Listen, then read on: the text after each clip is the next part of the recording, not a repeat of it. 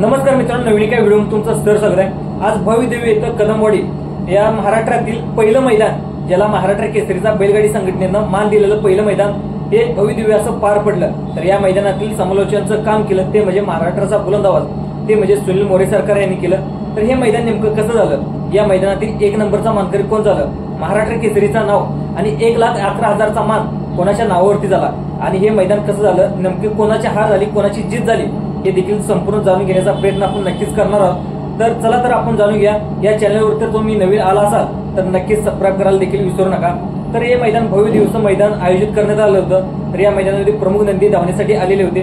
तर प्रमुख नंदी कोणकोणते आलेले होते, झेंडाबद्दलचं काम कोणी केलं हे आपण थोडक्यामध्ये पाहूया। तर या मैदानाचं समालोचनाचं काम केलं सुनील मोरे सरकार, त्याच्यासोबत विकास सर जाधव सर, त्याच्यासोबत प्रताप तात्या झंझोरणे यांनी समालोचनाची बाजू काम केलं। दुसरं पाहायला गेलं तर चंद्रकांत कोकाटे यांनी देखील समालोचनाचं काम केलं। या मैदानामध्ये बैल सोडण्याचं झेंडापंचाचं काम केलं ते म्हणजे आपल्या महाराष्ट्राचे धनावडबाबू कोरेगावकर यांनी झेंडापंचाचं काम केलं। तर या मैदानामध्ये कोणकोणते नंदी, संपूर्ण महाराष्ट्रातून नंदी या मैदानासाठी धावण्यात आलेले होते। तर कोणकोणते नगरवरून आले होते, काही जालन्यावरून आले, काही मुंबईवरून आले होते, पश्चिम महाराष्ट्रातून सांगली असेल, सातारा असेल, पुणे असेल, या संपूर्ण जिल्ह्यातून या मैदानामध्ये नंदी धावण्यास आले होते। जवळजवळ अतिशय चांगली अतिशय गाडी मैदान पार पडण्यात आलं।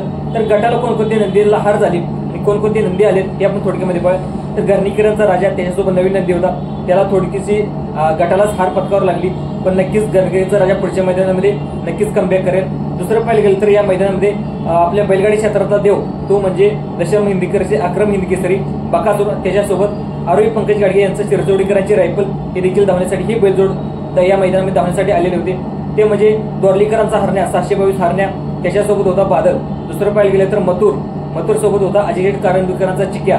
दुसरं म्हणजे भरपूर जोड्या या मैदानामध्ये धावण्यात 81 रायफल असेल, नंतर बावधनकरांचा लक्ष असेल, नंतर गोटावडे मुळशीकरांचा लक्ष असेल, 22-11 पिस्टन असेल, ही जोडी देखील या मैदानामध्ये धावण्यासाठी आली होती। विठ्ठलनानांचा दिवाना असेल, त्याच्यासोबत छत्रपती संभाजीनगरांचा लखन असेल, नंतर सम्राट आलेला नव्हता, नंतर त्यांचा शाकीरबाई यांचा राजा असेल, त्याच्यासोबत किरणाप्पा कालगाव शेळगाव यांचा रैना असेल।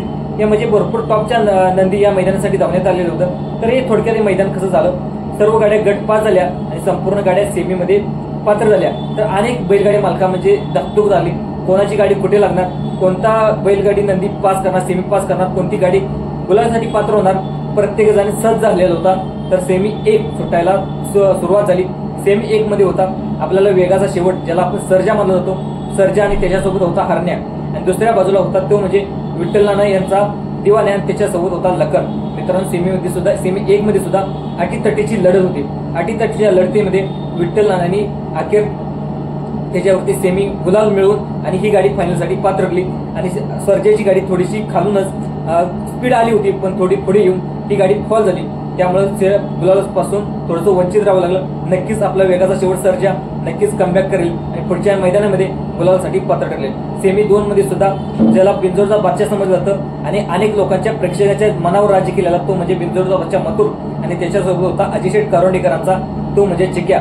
मित्रांनो, चिक्या सुद्धा अतिशय चांगल्या प्रकारे धावणारा नंदी आहे। तर ही गाडी फायनलला पब्लिकने लागलेल्यामुळे, आणि दुसरी गाडी होती वादळ, नंतर आपल्याला बावधनकर, दुसरा मावळ मुळशीकरांचा लक्ष आणि त्याच्यासोबत होता 22-11 पिस्टन। हे अटीतटीचा 2 क्रमांकाचा सेमी होता। तर या सेमीमध्ये अटीतटीच्या लढतीमध्ये वादळ आणि त्याच्यासोबत होता तो दुसरा नंदी तो म्हणजे तांडव या नंदीने सेमी 2 मध्ये बाजी मारली आणि गुलालसाठी फायनलसाठी पात्र ठरला। तर सेमी 3 मध्ये सुद्धा अतिशय अटीतटीच्या लढती होत्या। सेमी 3 मध्ये ते होता म्हणजे गोडकरांचा सर्जा, दुसरं पाहिलं तर रैना, नंतर त्याच्यासोबत होता राजा जो शाकीरबाई यांचा राजा। हे सेमी सुद्धा अटीतटीचा लढतीचा होता, पण याच्यामध्ये घोडकरांचा सर्जा आणि भोंगा देखील होता सेमी क्रमांक 3 मध्ये। तर या सेमी क्रमांक 3 मध्ये थोडासा घोडकरांचा सर्जाला आणि भुंग्याला अतिशय चांगल्या प्रकारे स्पीड लागलं, पण ही गाडी थोडीशी येऊन पुढे फॉल झाली, त्यामुळे गाडी दुसऱ्या सेमीला संग्राम आणि तो दुसरा कोणता तर नंदी त्या गाडीला निकाल देण्यात आला। सेमी क्रमांक 4 मध्ये सुद्धा अतिशय चांगल्या प्रकारे गाडी गुलालाचं पात्र ठरली। सेमी क्रमांक 5 मध्ये जे दत्ताशेठ रसाळ यांचा सोन्या त्याच्यासोबत होता संग्राम, ही गाडी देखील फायनलसाठी पात्र ठरली। सेमी क्रमांक 6 मध्ये पाहायला गेलं तर त्याच्यासोबत दुसऱ्या बाजूला होता दोरलीकरांचा हरण्या असेल, 81 रायफल असेल, ही गाडी देखील सेमी क्रमांक 6 मध्ये त्याच्यासोबत दुसरा नंदी होता तो म्हणजे छत्रपती संभाजीनगरकरांचा तो म्हणजे सांडोमस्ती तळेगावकरांचा लक्ष्य आणि 81-81 रायफल देखील फायनलसाठी पात्र ठरली. आणि सेमी क्रमांक 8 मध्ये सुद्धा पाहण्यासारखी एक लढत होती. तो म्हणजे एका बाजूला 81-81 सिकंदर, त्याच्यासोबत होता 22-11 सोन्या. दुसरं पाहिलं गेलं तर मध्ये होता आपल्या सर्वांचा लाडका अक्रम हिंद केसरी बकासूर, त्याच्यासोबत होता शिरसोडीकरांची रायफल आणि त्याच्या बाजूला दुसऱ्या बाजूला चिमण्या आणि त्याच्यासोबत होता संतोषी तोडकर यांचा साई. ही गाडी हीच 8वा सेमी देखील अटीतटीचा होता आणि अटीतटीच्या लढतीमध्ये देखील शेवटी बाजी मारली तो म्हणजे चिमण्या आणि त्याच्यासोबत होता साई. या साईने चिमण्याने आणि दुसरं पाहिलं गेलं तर सर्वांचा लाडका दशम हिंद केसरी बकासूरला या सेमीमध्ये थोडीशी हार पत्करावी लागली. अनेक लोकांचं जे बैलगाडी क्षेत्रामध्ये एवढे जे रोकाळ त्याच्यावरती नाहीत तरी देखील त्याला सेमीमध्ये हार मानावी लागली. तर नाण्याच्या 2 बाजू असतात. प्रत्येक वेळेला एक पैलवान असतो प्रत्येक मैदानामध्ये, एक कधीतरी हरावं लागतं, कधीतरी जिंकावं लागतं. त्यामुळे त्या गाडीला देखील अतिशय चांगल्या प्रकारे त्याने परफॉर्मन्स गटाला देखील दाखवला होता. त्यामुळे सेमीला देखील अतिशय चांगल्या प्रकारे गटाला सेमीला देखील चांगला परफॉर्मन्स दाखवला.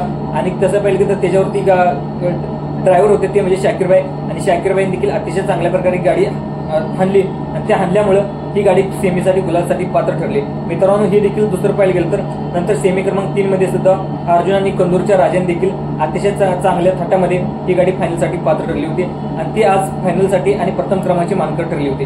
तर या गाड्या सगळ्या सेमी झाल्या. फायनलसाठी गाड्या सुद्धा अतिशय चांगल्या प्रकारे लागल्या. सेमी क्रमांक 1 मध्ये दुसरं म्हणजे फायनलमध्ये सेमी क्रमांक नाही तासमध्ये 1 मध्ये लागलेली गाडी ते म्हणजे विठ्ठलनानाचा दिवाने असेल, लखन असेल. नंतर दुसरं पाहिलं गेलं तर त्याच्यासोबत कंदुरकरांचा राजा सेमी क्रमांक तास क्रमांक फायनलला 3 वरती लागला. तो म्हणजे कंदुरकरांचा राजा आणि उर्मिलताई माणिक केशव गायकवाड यांचा घरचा साथ लागला होता, राजा आणि अर्जुन. दुसरं पाहिलं गेलं तर चिमण्या आणि त्याच्यासोबत होता साई. म्हणजे ज्या गाड्या फायनलसाठी पात्र. नंतर रुद्रा असेल, वैभव कदम यांचा रुद्रा, त्याच्यासोबत होता तो नवीन नंदी होता तो मल्हार, तो देखील फायनलसाठी पात्र ठरलेला होता. दुसरं पाहिलं गेलं तर या मैदानामध्ये 81-81 रायफल असेल, त्याच्यासोबत लक्ष्य असेल, ही गाडी देखील फायनलसाठी पात्र ठरली होती. ते संपूर्ण गाड्या फायनलसाठी पात्र ठरल्या होत्या. या ह्याच्यामध्ये फायनलमध्ये महाराष्ट्र केसरीचा मान गेला तो म्हणजे ज्याच्या नावावरती झाला तो म्हणजे उर्मिला माणिकशेठ गायकवाड.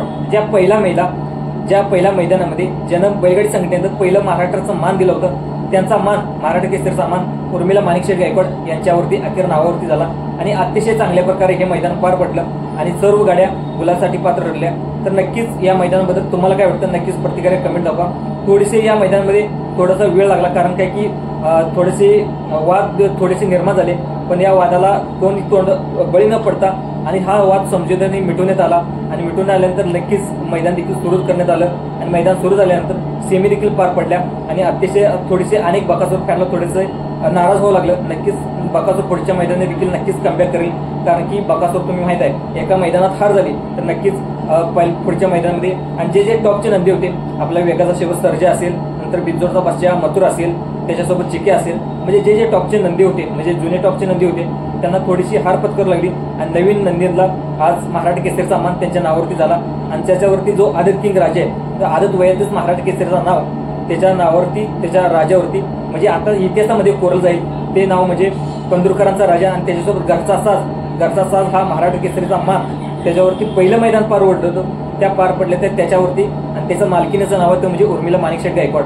मित्रांनो, हा व्हिडिओ कसा वाटला? हा व्हिडिओ आवडल्यास जे आपलं नवीन संभाजी अर्जुन तुराय या चॅनलवर जर तुम्ही नवीन आला असाल तर सबस्क्राईब देखील करायला विसरू नका. धन्यवाद मित्रांनो.